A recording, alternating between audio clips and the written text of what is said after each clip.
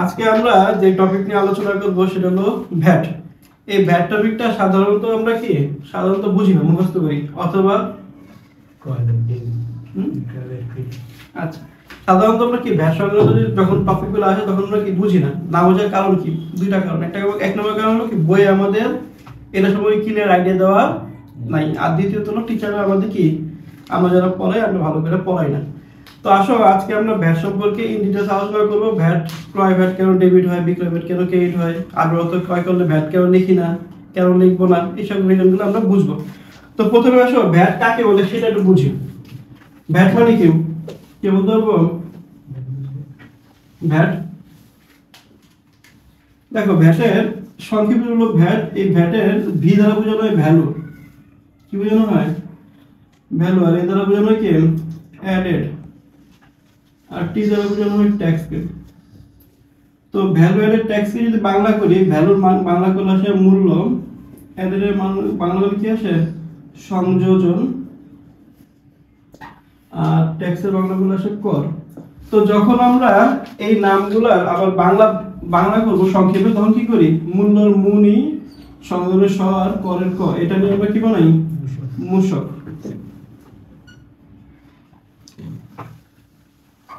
বুঝতে পারলাম? আচ্ছা এইবার খেয়াল করো, বিশ্বের মোটামুটি এখন আমাদের প্রসিদ্ধ সকল দেশে কি ভ্যাট প্রচলন আছে। ভ্যাটটা হলো কি আমাদের পরোক্ষ কর। কি ধরনের কর? এই ভ্যাটটা কি আমাদের পরোক্ষ কর। এটা হলো ইনডাইরেক্ট ট্যাক্স। Indirect tax. আচ্ছা এখন খেয়াল করো, ভ্যাটের যে কনসেপ্টগুলো সেগুলো আসার আগে তার ইতিহাসটা বুঝি আমরা। এই ভ্যাট সর্বপ্রথম বাংলাদেশে প্রচলন হয় কবে? বলতে পারবো কেউ? বাংলাদেশে প্রচলন হয় কবে ভ্যাট? হ্যাঁ, ভ্যাট প্রচলন হয় 1991 সালের জুলাই মাসের 1 তারিখ। এটাকে কার্যকর বলা হয়। কার্যকর, হ্যাঁ, মানে আমরা জুলাই মাসের 1 তারিখ থেকে কার্যকর ধরি, কিন্তু অ্যাকচুয়ালি কি জুলাই মাসের 1 তারিখে কি আমাদের ভ্যাটের প্রচলন বাংলাদেশে শুরু হয়নি। হয়েছে কয় তারিখ? জুলাই মাসের 9 তারিখ। কিন্তু এই 9 তারিখে কাউন্ট না করে আমরা কত তারিখে কাউন্ট করি? জুলাই মাসের 1 তারিখে। আর এই যে ভ্যাট সম্পর্কে, এই ভ্যাটটা আমাদের উপস্থাপন করা হয় সংসদে। ভ্যাট সংসদে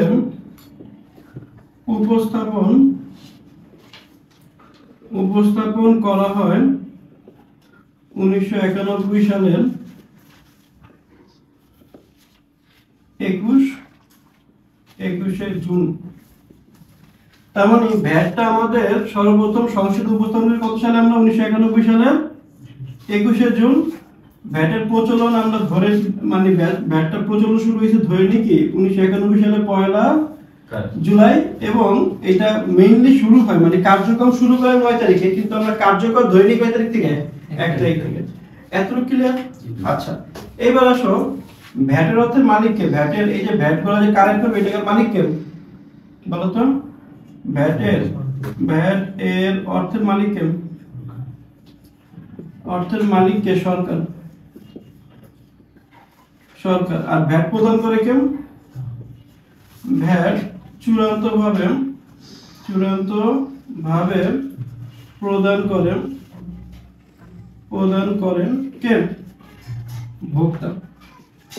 এতটুকু কথা বুঝতে পারছেন না? বুঝিনি? আচ্ছা এইবার খেয়াল করো, আচ্ছা প্রত্যেকটা দেশে এই ভ্যাটের একটা আদর্শ মান আছে।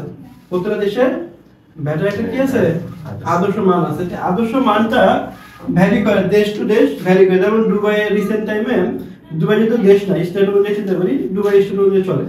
তো দুবাই কি হয়, ভ্যাট আমাদের কি খুবই কম। রিসেন্ট টাইমে ভ্যাট অ্যালাউন্স হয়েছে 2%, 3% করে। সেখানে জাপানের প্রায় 42% আদর্শ মান, মানে এটা হলো যে আইডিয়াল মান কত? জাপানের 42%। আর বাংলাদেশে এটা আদর্শ মান কত? 15%। কত পার্সেন্ট?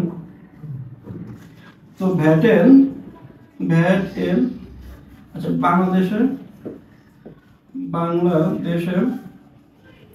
ভ্যাট এর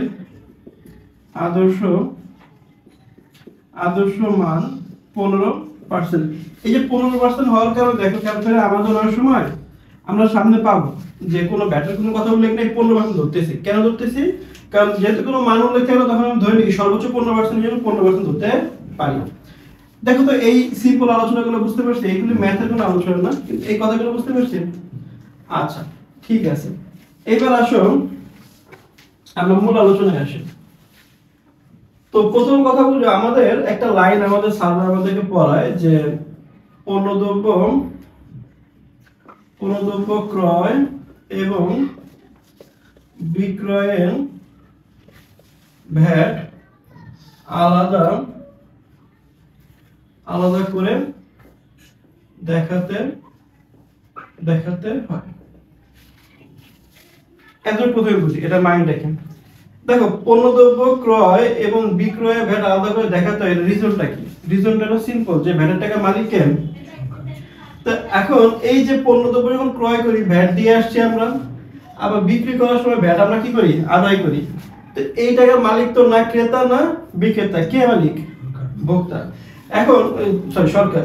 তো এখন এই যে ক্রয় করার সময় আমি কি করি? এই ভ্যাটের টাকা অগ্রিম প্রদান করে আসেন, প্রদান করি। আর বিক্রেতা কি করেন? ওই ভ্যাটের টাকা কি করে? কালেক্ট করে না? এখন যখন আমি এই ক্রেতা এবং বিক্রেতা ভ্যাটের টাকা দিয়ে এখানে দিয়ে আসতে কি করছে? কালেক্ট করছে। তাহলে যেহেতু আমি অ্যাকাউন্টিং যদি ঠিকমতো না করি, তাহলে ভ্যাটের টাকা কি সরকারকে দিতে পারবো না। এজন্য এই ক্রয় এবং বিক্রয়ের সময় ভ্যাটের টাকা কি করি? আমরা আলাদা করে দেখাই। এতটুকু কথা বুঝতে পারছি কেন দেখাই? রিজন বুঝতে পারছি? আচ্ছা এবার আসো এই কনসেপ্টটা নিয়ে একটু আলোচনা করি। দেখো আচ্ছা, মূল্য সংযোজন কর বলতে কি বুঝি? এর সংজ্ঞা কি বুঝি, বা এটা মানেটা কি? হ্যাঁ বলতে পারবো? দেখো উৎপাদিত পণ্য বা সেবার সংযোজিত মূল্যের উপর যে অতিরিক্ত অর্থ প্রদান করা হয়, অথবা যে মূল্য সংযোজন করা হয় তাকে মূল্য সংযোজন কর, মূসক বা ভ্যাট বলে। এতটুকু তো বুঝতে পারছি? কি বললাম একটু খেয়াল করো। উৎপাদিত পণ্য বা সেবার সংযোজিত মূল্য মানে কি? আমাদের মূল্য যখন সংযোজন করবো, আমরা 100 টাকা অ্যাড করবো, ওই 100 টাকার উপরে যে ভ্যাটটা আমরা মানে যে টাকাটা অ্যাড করবো সেটাকে আমরা ভ্যাট বলবো। একটু পরে একটা রিজনটা আমরা দেখাই দিচ্ছি এখানে নিচে করে। এতটুকু বুঝতে পারছি সেটা বলো। আচ্ছা এবার আসো এই রিজনটাকে আমরা অ্যাকচুয়ালি কি করি? ভিজুয়ালাইজ করি। দেখো প্রথমে বুঝানো, ধরো আমরা প্রথমে যদি চিন্তা করি মিস্টার এ এর কাছ থেকে আমরা গম কিনলাম। কি কিনবো? গম। এখন মিস্টার এ হলো গম উৎপাদক, সে গম বিক্রি করে প্রতি কেজি 50 টাকা। প্রতি কেজি কত টাকা বিক্রি করে? ধরো 1 কেজি সে কত টাকা বিক্রি করছে? 50 টাকা। কথা বুঝতে পারছি? এখন এই যখন বিক্রি করছে, কাকে বিক্রি করছে? বি এর কাছে। এখন বি এই গম পারচেজ করছে কত টাকায়? ক্রয় করছে কত টাকায়? 50 টাকায় ক্রয় করছে। কত টাকা করছে? 50 টাকায়। এখন এই 50 টাকায় কৃষককে কি দেওয়া লাগে? কোনো ভ্যাট দেওয়া লাগে না। কারণ কি? এটার উপর কোনো এক্সট্রা মূল্য এখনো অ্যাড হয় নাই, কোনো ভ্যালু অ্যাড হয় নাই। কারণ কি? গমটা ডাইরেক্ট কি করছে? সে পারচেজ করছে, কিনে নিছে। তাহলে এখন যদি সে ক্রয় করে, এখন সে ক্রয় করে তার এটা বসে থাকবে না, বসে থাকবে। এখন বি এই ক্রয় করার পরে গম ক্রয় করার পর সে কি করলো? আটা বানালো। কি বানালো? তাহলে আটা বানালে কি হয়েছে? এর সাথে কিন্তু ভ্যালু অ্যাড হয়েছে না? তো ভ্যালু অ্যাড হলে এই 50 টাকার পণ্যটা সে তখন বিক্রয় করবে। বি এর কাছে বললো যে 70 টাকা। কত টাকা? ইংলিশে লেখা আছে এখানে 50 70 টাকা কি করবে? বিক্রি করবে। কার কাছে? সি এর কাছে। তো সি কত টাকায় ক্রয় করলো? এটা আটা ক্রয় করলো কত টাকা বলো তো? আটা ক্রয় করছে 70 টাকা, এখন এই 70 টাকার সাথে এই বি এই এই যে বি কে সি বি কে কি করছে ভ্যাটের টাকা দিয়ে আসছিল 5 টাকা। কত টাকা ভ্যাট দিছে 5 টাকা। আচ্ছা এবার খেয়াল করো, এই যে বি বিক্রেতা 5 টাকা ভ্যাট আদায় করছে না? হ্যাঁ, যদি 5 টাকা ভ্যাট আদায় করে তাহলে কি হইছে, এই টাকাটা কি সরকারকে দিতে হবে না? দিতে হবে। কারণ কি বি এর আগে কি কাউকে ভ্যাট দিছিল? তার মানে বিক্রয় ভ্যাট এটা বি এর কাছে। আচ্ছা এবার সি দেখো, সি 70 টাকায় পারচেজ করছে আর কত টাকা ভ্যাট দিছিল? 5 বলো, টাকা। ক্রয় ভ্যাট দিছিল কত টাকা? 5 টাকা। এখন এ এই আটা থেকে কি করলো, রুটি বানাইলো। কি বানাইলো? এখন এই রুটি সে বিক্রি করবে 100 টাকা। কত টাকা? 100 টাকা। আর এর সাথে সে প্লাস করলো ভ্যাটের টাকা আরো 60 টাকা। কত টাকা? এবার চিন্তা করো, সি যখন ভ্যাট বি কে দিয়ে আসছিল 5 টাকা, সে সবার আগে যে কাজটা করবে ভ্যাট আদায় করে তার ভ্যাটের টাকাটা আদায় করে নিবে। মানে কি, এই যে সি যখন বিক্রি করছে 60 টাকা ভ্যাট নিছেন, এই 60 টাকা ভ্যাটের টাকা কি করবে, সি 5 টাকা নিজে আগে যদি দিয়ে আসছে সেটা কি করবে, সহায় নেবে। তার মানে কি বললাম, যে এই 5 টাকা এবং এই 60 টাকা এই দুইজনের গ্যাপের ভ্যালু কত? 2 টাকা না? তাহলে সি সরকারকে কয়টা দিবেন? 2 টাকা। আর নিজে যে আগে 5 টাকা দিয়ে আসছিল, এই 5 টাকা কি করবে, 60 টাকা থেকে কি করবে, নিয়ে নেবে। তার মানে কি, এই সি আগে ক্রয় করার সময় কি করছিল, ভ্যাট দিয়ে আসছিল অগ্রিম, আবার যখন বিক্রি হয় তখন কি করছে, ভ্যাটের টাকা আদায় করে নিছে। আচ্ছা খেয়াল করো, এবার আসো ডি। এই ডি হলো দোকানদার, ঠিক আছে? এই 100 এই দোকানদার, হ্যাঁ, ডি কে দোকানদার, সেইটা কি করলো, আমাদের ভোক্তার নিকট কি করবেন, এই রুটিটা কি করবেন, ডাইরেক্ট সেল করে দিল।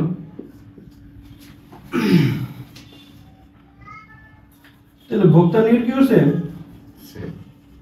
বিক্রি করছে 100, এখানে কত টাকা আছে, 160 টাকা।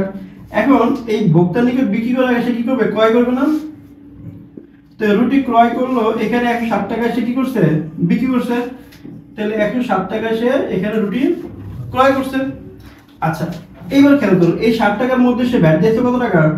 এই 160 টাকার মধ্যে 60 টাকা কি করছিল, ভ্যাট দিয়েছিল না, ক্রয় ভ্যাট। আচ্ছা সে ধরুন ভোক্তার নিকট বিক্রি করছে, ভোক্তার কাছে কি করছে, সে বিক্রয় করলো, বিক্রি করার সময় সে বিক্রি করলো 120 টাকা, 120 টাকা এবং ভ্যাট কালেক্ট করলো 10 টাকা। তার মানে টোটাল সে বিক্রি করছে কত টাকায়, 130 টাকা সে বিক্রি করছে। তাহলে ভ্যাট সে কত টাকা কালেক্ট করছে, 10 টাকা, আর ভ্যাট দিয়ে আসলো কত টাকা, 60 টাকা। তাহলে সে এখানেও কি, এখানে 60 টাকা ভ্যাটের টাকা কি 10 টাকা দিয়ে কালেক্ট করবে না, করবে না? করবে। এতটুকু যে রিজনটা, এটা বুঝতে পারছি। এবার একটু খেয়াল করো, আমাদের এই যে ক্রয় করার সময় যে ভ্যাটের টাকা সি যখন দিয়ে আসছে, সি এখানে কি 5 টাকা ভ্যাট দিছে না? না দেয়নি? দিছে। এই যে 5 টাকা ভ্যাট যখন সি দিছে তখন তার এটা ক্রয় ভ্যাট। আচ্ছা ক্রয় ভ্যাট কত টাকা ছিল, 5 টাকা অগ্রিম দিয়ে আসছে। আবার যখন বিক্রি হচ্ছে তখন 60 টাকা থেকে 5 টাকা কি কালেক্ট করতে পারেনি, করছে। তার মানে এই ভ্যাটের টাকা যখন কালেক্ট ফিউচারে আমি করতে পারবো, তাহলে আমি আগে কি করছি, টাকা দিয়ে আসছি। তাহলে আগে যদি দিয়ে আসি তাহলে এই ক্রয় ভ্যাটটা তাহলে কি হইতেছে, আমাদের অগ্রিম খরচের মতো কাজ করতেছে। তো অগ্রিম খরচ দিতে তাহলে কি হবে, এটা আমাদের সম্পদ। আচ্ছা এবার খেয়াল করো, এটা কি চলতি সম্পদ হবে না স্থায়ী সম্পদ হবে, সেটা বুঝবো। কারণ ভ্যাটের টাকা আমাদের 1 বছর পরই পে করতে হবে। তাহলে 1 বছর পরে যদি পে করতে হয় তাহলে এটা কি আমাদের স্থায়িত্ব ভিত্তিতে 1 বছরের মধ্যে, তাহলে 1 বছরের মধ্যে হলে কি হবে, এটা আমাদের চলতি সম্পদ। তাহলে ক্রয় ভ্যাট যে আমাদের চলতি সম্পদ হয়, এটা কেন হলো বুঝতে পারছেন? কারণ হলো এই ভ্যাটের টাকা আমি আগে দিয়ে আসবো, পরে বিক্রয়ের সময় কি করবো, আবার কালেক্ট করে নিব। এত কথা বুঝতে পারছি? আচ্ছা তাহলে এখন এই যে এখানে যেমন 5 টাকা দিয়ে আসছি, 5 টাকা নিব, ঠিক না? এই জন্য ক্রয় ভ্যাট আমাদের জন্য কি সম্পদ। কথা বুঝতে পারছেন? এবার আসো বিক্রি করবো যখন, এই বিক্রি যখন করছে এই 60 টাকায় বিক্রি করছে আমি, হ্যাঁ, বিক্রয় ভ্যাট। আমি কি 60 টাকা দায় করতে হচ্ছে না 2 টাকা? 2 টাকা। কেন 2 টাকা? কারণ আমি 60 টাকা তো দিব না, কারণ কি আমি অলরেডি 5 টাকা দিয়ে আসছি সরকারকে, নাকি দিই নেই, দিছি। তাহলে এখন খেয়াল করো, আমি তো 5 টাকা অলরেডি কি করছি, এই যে 5 টাকা এই বি কি করবে, সরকারকে দিবেন। আর এখান থেকে আমি সরকারকে কত টাকা দিব, 2 টাকা। আচ্ছা এবার দেখো ডি কত টাকা দিবেন, ডি দিবে কত টাকা বলো তো, এখানে 7 আর 10 টাকা গ্যাপ কত, 3 টাকা। এবার খেয়াল করো, অ্যাকচুয়ালি সবার শেষ কত টাকা আসছে এখানে, ভ্যাট 10 টাকা না? অ্যাকচুয়ালি আমরা 10 টাকা ভ্যাটই সরকারকে দেব। কিভাবে তুমি দেখো, বি দিবে কত টাকা, বি দিবে 5 টাকা, সি দিবে কত টাকা, 2 টাকা, আর ডি দিবে কত টাকা। তো দেখো যোগ করলে কত টাকা আসে, আলটিমেটলি দেখো ভোক্তা কত টাকা দিচ্ছেন, কিন্তু 10 টাকা কিন্তু এই ভোক্তা লাস্টে যে ডি সেও 10 টাকা দেয় নাই, আবার এই প্রথমে যে বি আছে সেও 10 টাকা দেয় না। তার মানে 10 টাকা কি আবার বুঝতে পারছি, সরকার কিন্তু 10 টাকাই পাইছে, কিন্তু আমি এই টাকাটা অগ্রিম দিয়ে আসছি, আমি আমার টাকাটা বিক্রি করার সময় নিয়ে নেব। তার মানে বিক্রি করার সময় নিয়ে নেওয়ার পর যত টাকা আমার অতিরিক্ত নিছি সেটা সরকারকে দিব, বুঝতে পারছি। তার মানে কি অতিরিক্ত টাকা সরকারকে দিব, তাহলে বিক্রি করার সময় যে ভ্যাট পাইছি সেটা কি ভ্যাট, বিক্রয় ভ্যাট, তাহলে আমি কি সরকার দিতে হবে, দিতে হবে না, দিতে হবে। আচ্ছা তাহলে বিক্রয় ভ্যাটের টাকা যদি সরকারকে আমি দিতে চাই তাহলে আমি কি দায়বদ্ধ আছে না নাই? আচ্ছা এই টাকাটা আমি কত বছরের মধ্যে দিব, 1 বছরের মধ্যে দিব। তাহলে 1 বছরের দিলে কি হবে, এটা চলতি দেয়। এতটুকু কথা বুঝতে পারছেন না, বুঝিনি? তার মানে রিজনটাকে আবার একটু আমরা বুঝি। প্রথম কথা হলো ভ্যালু এডেড ট্যাক্স হলো কি কোন একটা টপিকের সাথে কোন একটা বস্তুর সাথে যখন আমরা মূল্য কি করব, অ্যাড করব। মূল্য অ্যাড বলতে কি বুঝি, তার সাথে আমরা ভ্যালু অ্যাড করব, তার সাথে কি করব, ভ্যালু অ্যাড করব। ভ্যালু অ্যাড করলে তার সাথে আমরা কি করব, একটা এক্সট্রা টাকা অ্যাড করে দেব। ওই এক্সট্রা টাকাকে আমরা কি বলি, ভ্যালু এডেড ট্যাক্স। এই ভ্যালু এডেড ট্যাক্সের টাকা ক্রেতা এবং বিক্রেতা কেউই বহন করে না, কে বহন করে, ভোক্তা। তাহলে ক্রেতা যখন ক্রয় করে আসবে তখন ভ্যাটের টাকা দিয়ে আসবে, আর বিক্রয় করার সময় ভ্যাটের টাকা বলে যত টাকা সে ভ্যাট দিছিল অত টাকা কালেক্ট করে নিবে, আর বাকি যত অতিরিক্ত টাকা আছে ওটা কাকে দিবে, সরকারকে দিবে। তো যতটুকু টাকা আমি কালেক্ট করে নিব এটা আমার চলতি সম্পদ ছিল। কেন চলতি সম্পদ, কারণ এই টাকা আমি ফিউচারে আবার কি করবো, কালেক্ট করে নিব। আর বিক্রেতার সময় দায়টা কি হয়েছে, কেন হয়েছে, কারণ টাকাটা আমার সরকারকে পে করতে হবে। কারণ কি ভ্যাটের টাকা মালিক কে, সরকার। এতটুকু কথা বুঝতে পারছি না, বুঝি নাই? তাহলে রিজন বুঝতে পারলাম যে ক্রয় এবং বিক্রয় করা, ক্রয় এবং বিক্রয় ভ্যাট কেন আলাদা করতে হয়। কারণ যদি আমি আলাদা করে না রাখি তাহলে আমি কালেক্ট করবো কিভাবে, সরকার আমাকে বলবে তো তুমি যে টাকা দিছো এটা রিজনটা কি, মানে টাকা যদি তুমি আমাকে কেড়ে নিলা কারণটা কি, তখন তুমি কারণ দেখাবো যে আমি আগে 5 টাকা দিয়ে আসছি, এই জন্য আমি 60 টাকা কালেক্ট করে 5 টাকা আমার টাকা আমি নিয়ে নিছি, 2 টাকা আপনি নিয়েছি। আবার ডি যখন বলবে যে আমি 60 টাকা দিয়ে আসছিলাম 10 টাকা পাইছি, তো 10 টাকা থেকে আমি 60 টাকা নিয়ে নিয়েছি, আপনাকে 3 টাকা দিয়েছি। রিজন বুঝতে পারছি। তাহলে আমি যদি এগুলি যদি না রাখি আলাদা করে তো সরকারকে বলতে পারবো না। এই জন্য ক্রেতা এবং বিক্রেতা মানে ক্রয় বিক্রয়ের সময় ভ্যাটের টাকা আলাদা করে লিখতে হয়, এই রিজন হলো এটা, না বুঝতে পারি। আচ্ছা এবার আসো আরেকটা কাহিনী আমরা বুঝি। আরেকটা কথা আমাদের বলা থাকে যে ক্রয় বিক্রয় ব্যতীত অন্য কোনো কিছু ক্রয় করলে তার ভ্যাট আলাদা করে লিখতে হয় না, এটা মানে বুঝি। আরেকটা কথা কি বললো যে পণ্যদ্রব্য ক্রয় বিক্রয় ব্যতীত অন্য কোনো খরচ বা সম্পদ ক্রয় করে ভ্যাট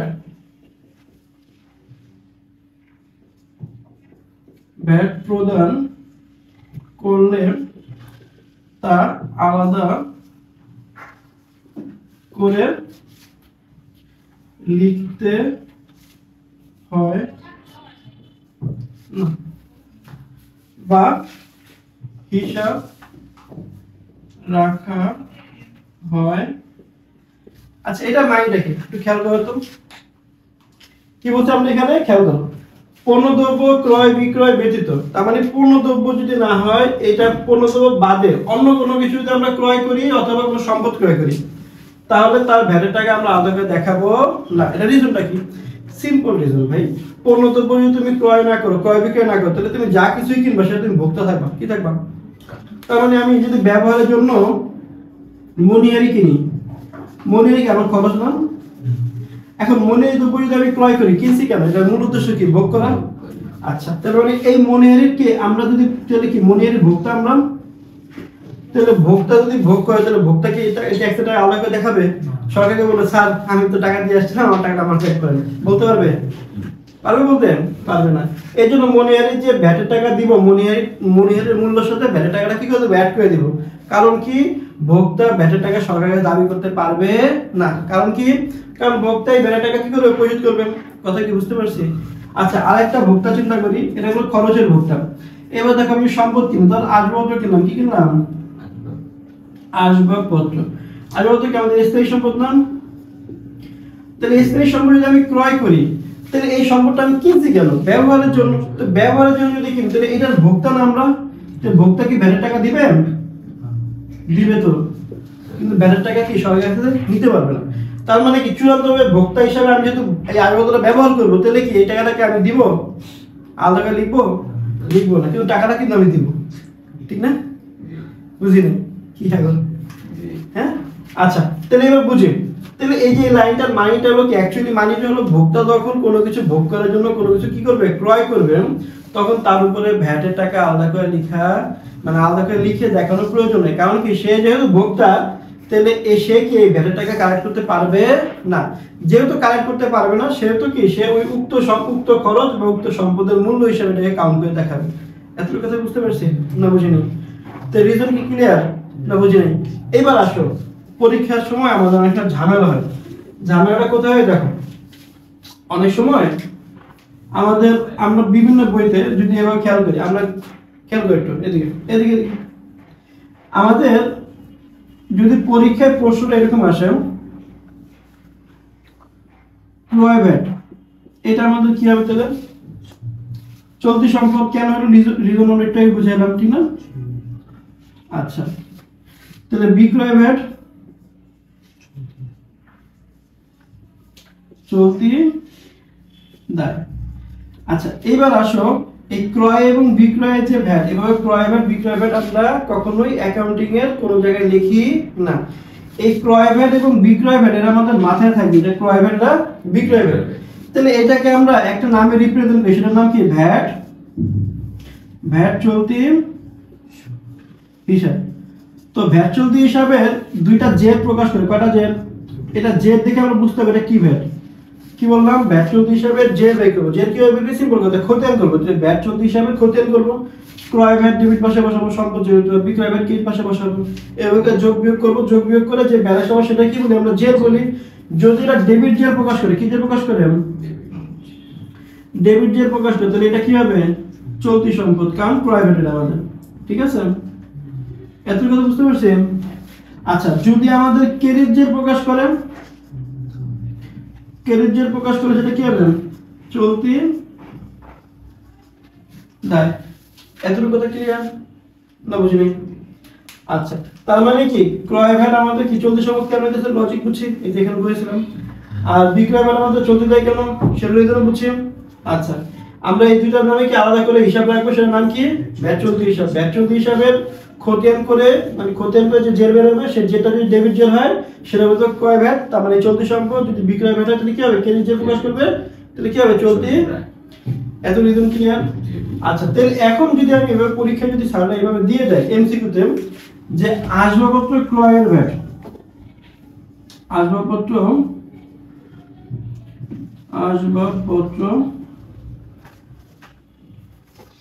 ক্রয় বাবদ ভ্যাট প্রদান 2000 টাকা। তাহলে এখন এটা দিয়ে নিচে বললো, এই যে আমরা কি করলাম, আসবাবপত্র ক্রয় বাবদ ভ্যাট প্রদান করছি কত টাকা? 2000 টাকা। এই 2000 টাকা ভ্যাট প্রদান করলাম, এই 2000 টাকা কি আমাদের চলতি সম্পদ? চলতি সম্পদ। 2 বললাম স্থায়ী সম্পদ, স্থায়ী সম্পদ। 3 নম্বরে বললাম এটা আমাদের খরচ। 4 নম্বরে বললাম এটা আমাদের চলতি দায়। এখন বলো তো কি হবে এটা? স্থায়ী সম্পদ হবে। কেন হয়ে যাবে? কারণ আমরা তো আসবাবপত্রের ভোক্তা, তাহলে আসবাবপত্র আমাদের স্থায়ী সম্পদ, তার জন্য যদি আমি ভ্যাট দিয়ে আসি তাহলে কি করবো? এটা মূল, ওই আসবাবপত্রের মূল্য হিসেবে কাউন্ট করবো। তা আসবাবপত্র যদি আমাদের স্থায়ী সম্পদ হয়, তখন এই ভ্যাটের টাকাও কি স্থায়ী সম্পদ হিসেবে কাউন্ট করবো, তখন আমরা স্থায়ী সম্পদ টাকাবো। কথা কি বুঝতে পারছি? যদি এটা মনিহারির ক্ষেত্রে তো মনিহারি কি, যদি মনিহারি তো মনিহারি ক্রয় বাবদ ভ্যাট প্রদান 2000 টাকা, তাহলে কি হবে? খরচ হবে। কারণ মনিহারি কি আমাদের খরচ, তার জন্য যে টাকা দিয়ে আসবে সেটা খরচ আকারে আমরা কাউন্ট করবো। তার মানে মনিহারির সময় আমাদের স্থায়ী সম্পদের পরিবর্তে হবে কি? চলতি। এখানে কি হবে? খরচ হিসাব হবে। কি হবে? তার মানে মনিহারি ক্রয় করলে মনিহারি কিন্তু খরচ, তার জন্য ভ্যাট প্রদান করলে সেটা কি হবে? খরচ হয়ে যাবে। কেন খরচ হবে? কারণ এটার মূল্যটা আমরা পরে কি ব্যাক পাবো। এটা তো কি বুঝতে পারছি? আচ্ছা, তাহলে এবার দেখো ভ্যাট চলতি হিসাবের যে ভ্যাটের যে আলোচনা, ক্রয় ভ্যাট কেন সম্পদ হয় বুঝতে পারলাম, বিক্রয় ভ্যাট কেন দায় হয় বুঝতে পারলাম, কেন এই যে ব্যবহার, যদি আমরা যদি ভোক্তা হই, ভোক্তা যদি কোনো কিছু ব্যবহার করে তার ভ্যালুটা কেন আলাদা করে দেখাতে হবে না? বুঝতে পারছো সব রিজন? আচ্ছা ঠিক আছে।